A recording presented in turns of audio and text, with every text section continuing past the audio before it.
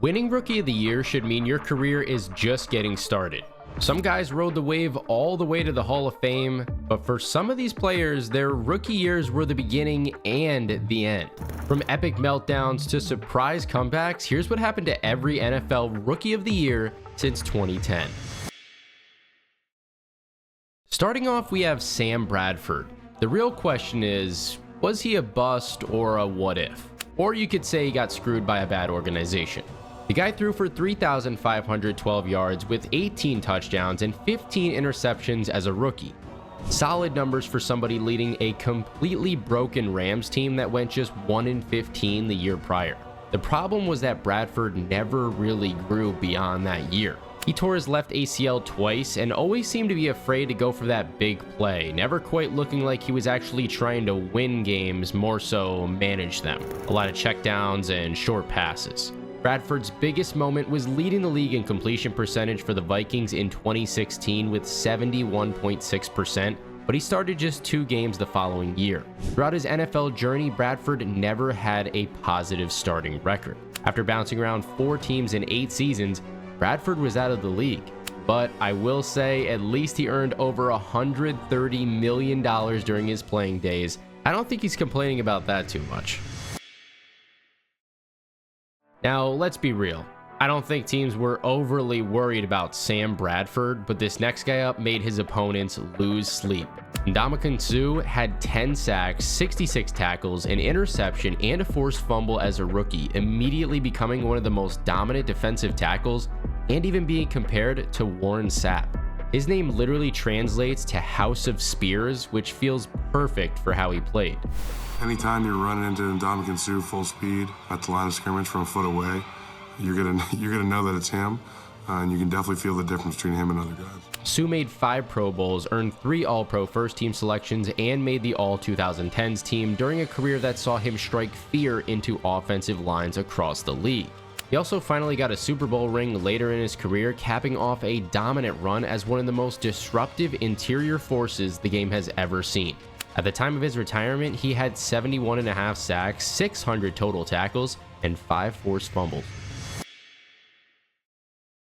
And disruptive forces don't get much bigger than the next guy up on our list, because Cam Newton had one of the best rookie seasons ever, arguably the best according to who you ask, throwing for a then rookie record 4,051 yards, 21 touchdowns, while adding 706 rushing yards and 14 more scores on the ground. There's never been such a fast start. He kicked things off with back-to-back rookie records, 422 passing yards in week number 1, then 432 passing yards in week 2.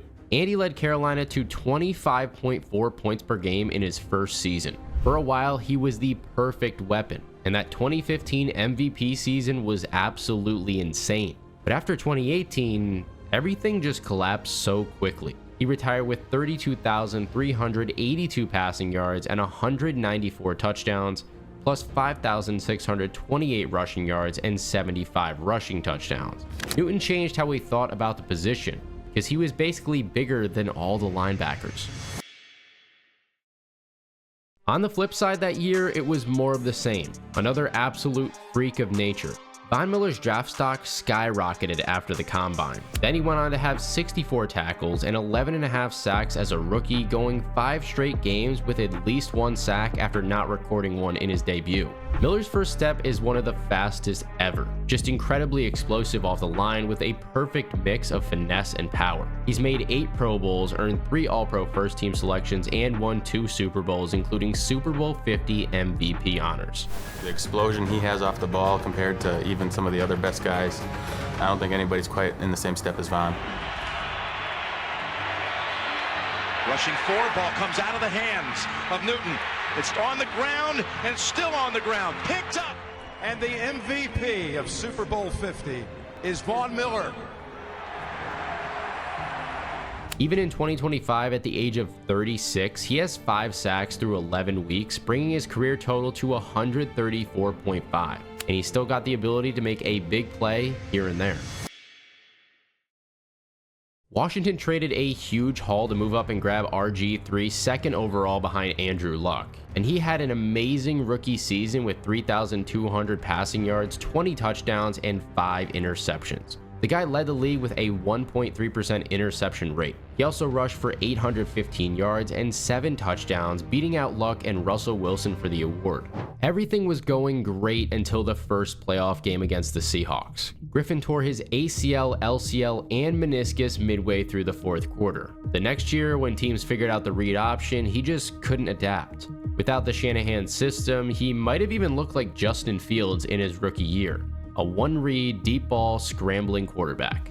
Griffin was essentially done by the end of the 2014 season. Then he played a year in Cleveland and was a backup in Baltimore for a few years. He retired after the 2020 season with 9,271 passing yards, 53 total touchdowns, and 1 Pro Bowl appearance to his name.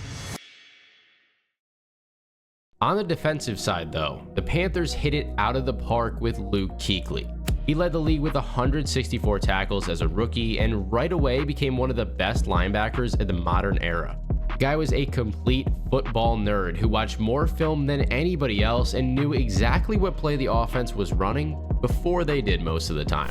I'd always watch 2 first halves of the team that we were playing and just get like general feel, and I always feel like first halves are better because you got a feel for who they were. There's plays I've made solely based on what I've seen on tape. He was called out half the plays we were running before we ran them. He knows exactly what play you're running. You check to something, he knows it. And he was just so solid with the fundamentals. You had some linebackers in the league that would just try to rip your head off. Kuechly didn't go for the big hit. He just got a hand on you and you were done. He wrapped you up, brought you down. That was the end of the play. He was one of the best technical tacklers that the game has ever seen. Kuechly made the Pro Bowl every season after his rookie year and was either first or second team All-Pro every year. He won Defensive Player of the Year in 2013 and made the All-2010s team. Similar to Patrick Willis, he retired in his prime, and Kuechly was just 28 years old. In 8 seasons, he had almost 1,100 tackles, 75 tackles for a loss, and 18 interceptions. For reference, Brian Urlacher had 1,361 tackles and 22 picks in 13 years. Eddie Lacy was a big, powerful back who accumulated 1,435 yards from scrimmage and 11 touchdowns during his rookie year, making his only Pro Bowl. At his peak, he was a top 10 running back in the league. He'd run over anybody, had this nasty spin move, and was surprisingly agile for his size. He was also great in the screen game with just enough speed to always be dangerous. But that peak lasted exactly 2 seasons. After a solid 2014 with 1,566 total yards and 13 touchdowns, everything fell apart. The speed had just disappeared, and you could see it in how he played. By 2016, he was down to just 5 games and 360 yards. Lacy looked less and less in football shape each year, and by 2017 with the Seahawks, he was basically done, rushing for just 179 yards in 9 games. Sheldon Richardson had 78 tackles, 3.5 sacks, and a forced fumble as a rookie, then made the Pro Bowl in 2014 with 67 tackles, 8 sacks, and 21 quarterback hits. For those first 2 years, similar to Lacy, Richardson looked like one of the best at his position with a ceiling that felt like he could be right up there with the very best. But Richardson never took that next step after an extremely promising start. I wouldn't say he was a bad player by any means, just a good player for 9 years. There's nothing wrong with that. Not everybody is going to be Myles Garrett out here. Richardson finished his career with 33.5 sacks and 500 tackles. Sometimes that early promise is as good as it gets. Sometimes the best rookie seasons come out of nowhere. Odell Beckham Jr. missed the first 4 weeks of 2014, then had just 44 yards in his debut. Throughout the first 3 games, he had 106 receiving yards combined. He did have 3 touchdowns, but still, you wouldn't think this guy was about to make his case for Rookie of the Year. What happened next was absolutely insane. We witnessed one of the greatest rookie seasons ever, packed into just 9 games. His balance and body control is amazing. He's a special player. He'll go down as one of the greatest ever, I think. Beckham finished with 91 catches for 1,305 yards and 12 touchdowns, leading the league with 108.8 yards per game despite playing only 12 games total. His best performance came against Washington in Week 15, 12 catches, 143 yards, and 3 touchdowns. Of course, there was also that one-handed catch against the Cowboys that broke the internet. And Manning's gonna heave one. There's a flag. Beckham, a one-handed catch. How in the world? Oh my goodness. For his first 3 years, Beckham was easily a top 5 receiver. The Giants offense basically became throw Odell the ball and hope he takes it to the house. He made 3 Pro Bowls and won a Super Bowl with the Rams. After recently being reinstated from a 6-game PED suspension, it's going to be interesting to see if any teams are going to take a shot on him and sign him for these upcoming playoffs. OBJ could have been the best receiver of his generation, but this next guy up actually became the best defender of his. Aaron Donald had 48 tackles, 9 sacks, and 2 forced fumbles as a rookie, making the Pro Bowl and announcing the arrival of a monster.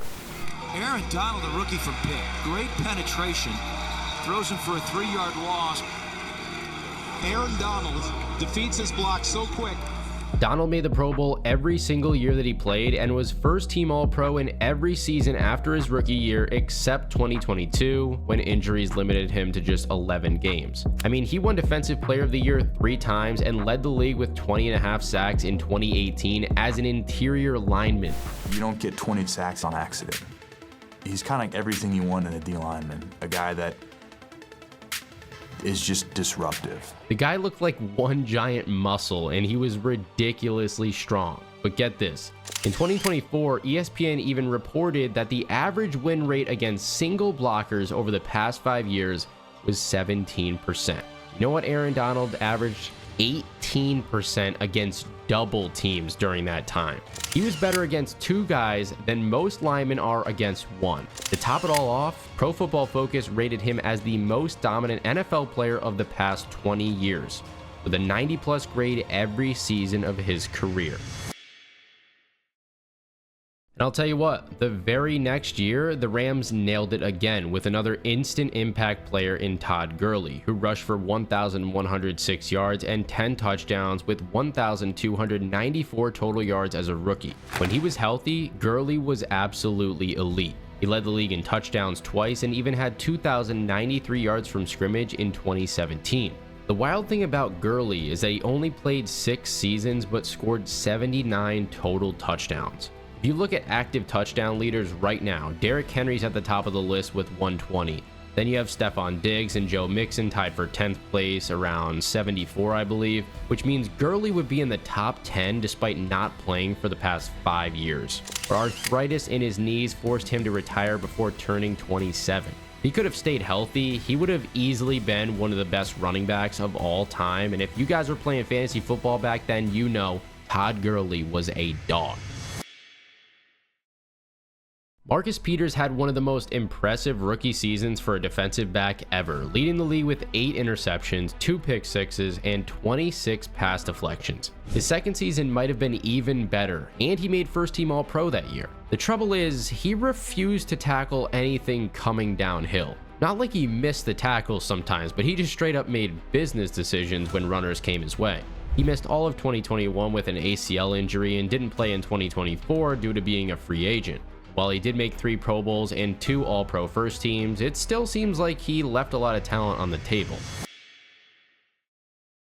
Dak Prescott had one of the best rookie quarterback seasons that we have ever seen. 3,667 passing yards, 23 touchdowns, and just 4 interceptions, plus 6 rushing scores. The guy gets a lot of hate, but honestly, even as an Eagles fan, I'll say this, he's been pretty good throughout his career, even if he can feel all over the place sometimes. The big problem with Prescott is that he can't win in the playoffs, and the Cowboys are a Super Bowl or bust type of franchise. His 2023 season was very impressive. He led the league with 36 touchdown passes and threw for 4,516 yards, making a legitimate MVP case before those losses to Buffalo and Miami stopped his momentum. I think of Dak, especially this past year, it's the ability to, when back's against the wall and he can kind of create something for himself. And for the most part in 2025, Dak has been playing well, especially when he connects with CeeDee Lamb and George Pickens. I mean, the dude's made 3 Pro Bowls and has put up solid numbers when he's actually healthy.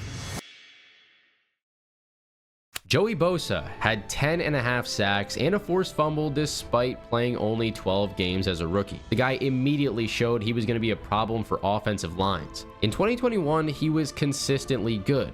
He never led the league in sacks, but he hit double digits in 4 different seasons. His biggest issue, staying healthy. He's missed some serious time over the last 3 years. When he's on the field though, he looks great. He started strong last year before getting hurt. He's made 5 Pro Bowls and joined the Bills in 2025, hoping a change of scenery can help him get back to that early dominance and actually stay on the field for a full season. So far it's working out pretty well, and Bosa is tied for the league lead in forced fumbles with 4. New Orleans found their perfect weapon in Alvin Kamara, who put up 728 rushing yards and 826 receiving yards with 13 total touchdowns as a rookie. This was exactly what the Saints hoped that they were going to get when they drafted Reggie Bush years earlier, a true dual threat running back who could line up anywhere and create mismatches. The toughest matchup in the NFL is Alvin Kamara. Here he is at the top, playing wide receiver against the Patriots, running a straight go route. If he wanted to play wide receiver, he could be a #1 wide receiver. He can run every route in the book. Kamara's been crazy consistent, never getting fewer than 1,100 scrimmage yards in 8 seasons, although that streak might be in danger as he just suffered a knee injury in week 12 of the 2025 season. He even made 5 straight Pro Bowls to start off his career. And while he's never actually had a 1,000-yard rushing season, that's because he shared time with Mark Ingram and he was used so much as a receiving threat. His 2020 season was probably his best, leading the league with 21 total touchdowns, including that insane Week 16 game against Minnesota, where he ran for 155 yards and 6 touchdowns in a 52-33 win on Christmas. Kamara gets it and right up the gut. He is gone. Touchdown, Saints.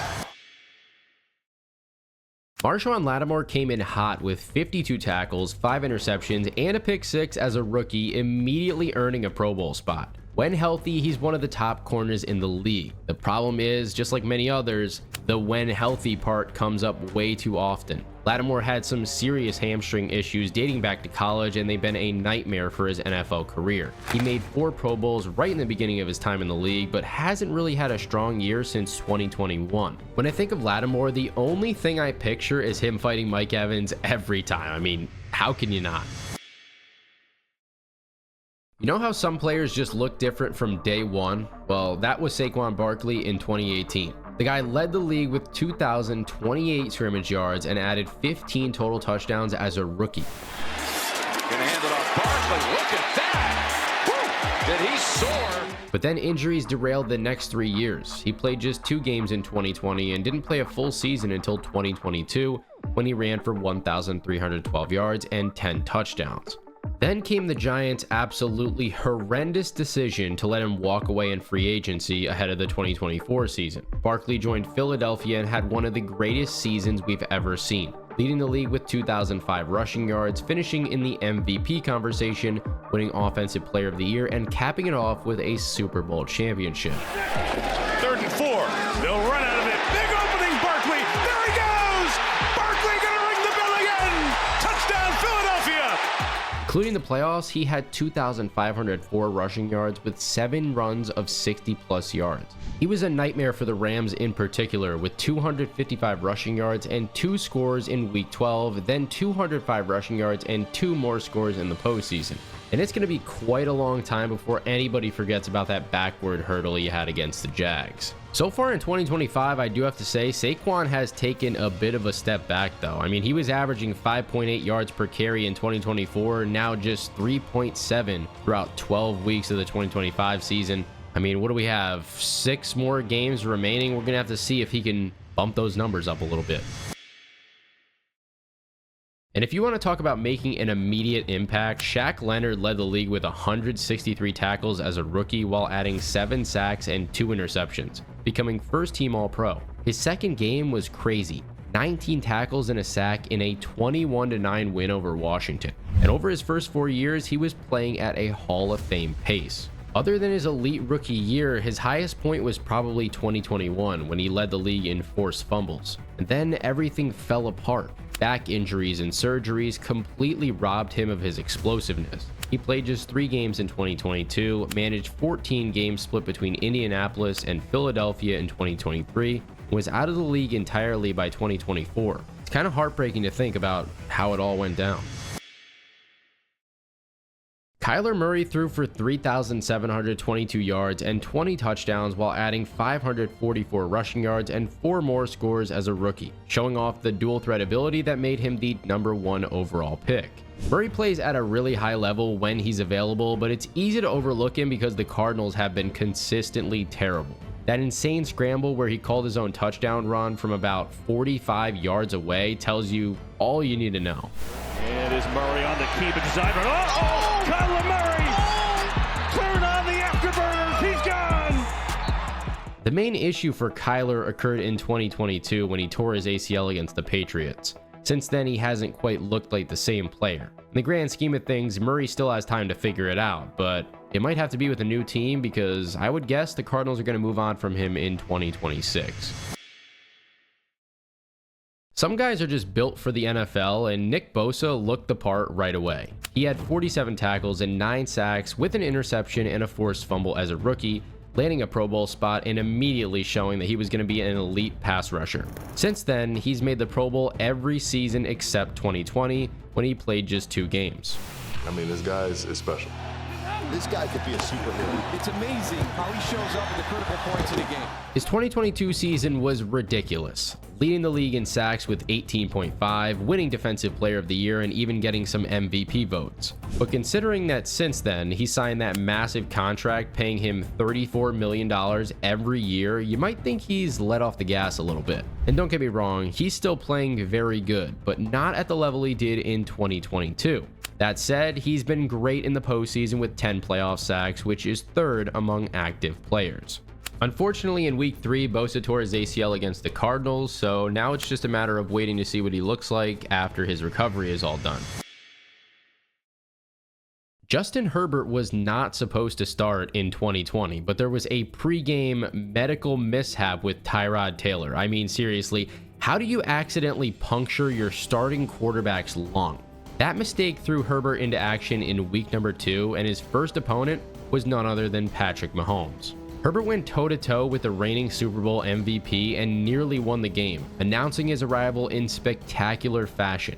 He finished his rookie year with 4,336 yards and 31 touchdowns with just 10 interceptions, adding 5 rushing scores for 36 total touchdowns, which was a rookie record.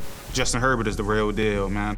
For him to have that kind of rookie year was crazy, especially at the quarterback position. There's so much going on. Herbert's shown flashes of elite potential with over 5,000 yards in his second season and consistently strong arm talent. He reminds me of Andrew Luck or even Lions-era Matt Stafford, who had great individual abilities, but they're just trapped in tough circumstances. Plus, the AFC is absolutely loaded with quarterback talent like Mahomes, Allen, Jackson, and Burrow, so it's pretty brutal. You do have to worry about his playoff performances though. He's got a 0-2 record, and last year he had 4 interceptions and just 1 touchdown against the Texans. Everybody thought Chase Young was a can't-miss prospect, and he looked like the real deal as a rookie. 44 tackles, 7.5 sacks, and 4 forced fumbles. Unfortunately, that rookie season is still the peak of his career. Young shows how the pro level separates great college players from NFL success. Yeah, he was really good in college, but there's another level that elite pros reach if they've got the drive to get there. Once teams started shipping him regularly, he hasn't really adjusted too well. Of course, the ACL injury has not helped his case, but watching him play recently, the development just isn't there and his pass rushing techniques are just not it. It's kind of funny to look back on it now, but remember all those preseason worries about dropped passes for Jamar Chase? He showed everybody up with 1,455 yards and 13 touchdowns as a rookie, grabbing a Pro Bowl spot and a second-team All-Pro spot while he was at it. His 266-yard, 3-touchdown demolition of Kansas City in Week 17's 34-31 win was pure talent. Chase is on pace to become one of the greatest receivers that we have ever seen. Currently, he's racked up over 6,000 receiving yards and 46 touchdowns while making the Pro Bowl every year. And in 2024, he led the league with 127 catches, 1,708 yards, and 17 touchdowns for the Triple Crown. As far as receivers this year, I don't think there was any question who the best guy was in the league. He can overpower smaller cornerbacks and outrun the bigger ones, and you never really see him get tackled by the first defender. He's just got that running back level elusiveness after the catch, so any play can go to the house. Listen, when you see a guy put up 84 tackles and 13 sacks as a rookie, finishing second in Defensive Player of the Year voting and earning a unanimous Rookie of the Year selection, you know you're watching somebody special. When the media starts comparing you to Lawrence Taylor, they do not do it lightly. That tells you everything you need to know about Micah Parsons' impact. First of all, he's like a bobcat on the field. It's like trying to get your hands on a cat. He's made the Pro Bowl every season and posted double-digit sacks every year too. He's one of the best defensive players that we have seen since J.J. Watt and Aaron Donald, and his speed just jumps off the screen in ways that forces quarterbacks to think about him on every single snap. The dude is just flat out impressive. And you know what else is impressive? Putting up elite numbers when your quarterback is absolutely terrible. Garrett Wilson caught 83 passes for 1,103 yards and 4 touchdowns while playing with Zach Wilson, who posted a brutal 72.8 passer rating in 2022. Wilson's an elite route runner with incredible body control. The guy contorts his body in ways that seems impossible sometimes. His hands are reliable, he always finds openings in coverage, and he's really quarterback friendly in how he gets open. While he's not the most physical receiver ever, he did take some brutal hits in 2024 and kept playing right through them. And he put up over 1,000 yards each of his first 3 seasons despite the Jets' quarterback mess. Watching him play, he feels like a legitimate top 10 receiver, so with actual competent quarterback play, he would absolutely break out and have an elite season. Here's another guy who looked elite from day number 1. Sauce Gardner dominated immediately with 75 tackles while leading the league with 20 pass deflections and adding 2 interceptions. He became the first rookie cornerback since Ronnie Lott to earn first-team All-Pro honors and then did it again in 2023. But he does seem to have regressed a little bit. Teams are targeting him way more often and don't seem scared anymore. It's going to be interesting to see if he can bounce back now that he's on the Colts instead of the Jets. CJ Stroud delivered one of the most impressive rookie seasons that we have seen in a while. 4,108 yards with 23 touchdowns and just 5 interceptions while posting the league's lowest interception percentage. I mean, in just his second NFL game, he had 384 yards and 2 scores against Indianapolis. Then he topped that with 470 yards and 5 touchdowns in a crazy 39-37 win over Tampa Bay in Week 9. Stroud's regression in year 2 was pretty predictable given Houston's circumstances, falling apart offensive line, injured receivers throughout the season, and defensive coordinators adapting to his tendencies. Still, 3,727 yards and 20 touchdowns while winning the division is not to be taken for granted. His arm strength and composure under pressure are elite traits that should serve him well long term. The key is going to be Houston's ability to build around him. As we can all see, they already have an elite defense leading the way. Speaking of their defense, Will Anderson Jr. had 7 sacks as a rookie after Houston traded up to grab him 3rd overall, immediately becoming a cornerstone of their defensive turnaround. His second season brought 11 sacks and a forced fumble, showing he's a legit pass rushing threat. So far in 2025, he has 10.5 sacks through 11 games. Anderson could very well be the kind of guy that changes this franchise. Houston's back-to-back 10-7 seasons and consecutive division titles are not just luck either. They built a young, talented core with Anderson as a key defensive piece. The fact that they wanted to trade up for him looks really smart right now given his immediate impact and the overall team success that's followed. Moving on to last season, and it's not exactly a hot take to say we saw one of the greatest rookie years in NFL history. Jayden Daniels threw for 3,568 yards and 25 touchdowns compared to just 9 interceptions while setting a rookie quarterback record with 891 rushing yards and 6 more scores. His Week 3 performance against Cincinnati was pure precision. I mean, a rookie record 91.3% completion rate and a game-sealing 27-yard touchdown pass to Terry McLaurin with 2:10 left on the clock. Down in 7. This one is launched from McLaurin. He's got it. He tied Ben Roethlisberger's record with 14 total wins between the regular season and the playoffs, and became the first rookie quarterback to top 5,000 combined yards with the playoffs included. Speaking of the playoffs, his performance was next level. 822 passing yards, 5 touchdowns, and just 1 interception. And considering the Eagles turned out to be the champs, it was a respectable effort, especially seeing what they did to the Chiefs. Daniels is the prototype dual threat quarterback executed at the highest level when he's healthy. Now we're just patiently waiting for him to return healthy for the 2026 season to see what he can do. Jared Verse also made an immediate impact for the Rams with 66 tackles, 4.5 sacks, and 2 forced fumbles, announcing his arrival with a sack in his very first game against Detroit. Pro Football Focus gave him an 86.2 overall grade in 2024 that placed him 7th among rookie edge defenders since 2011. And he's another rookie who showed up big in the playoffs. Against Philadelphia, he had 2 sacks in a narrow loss where the Rams nearly pulled off the upset.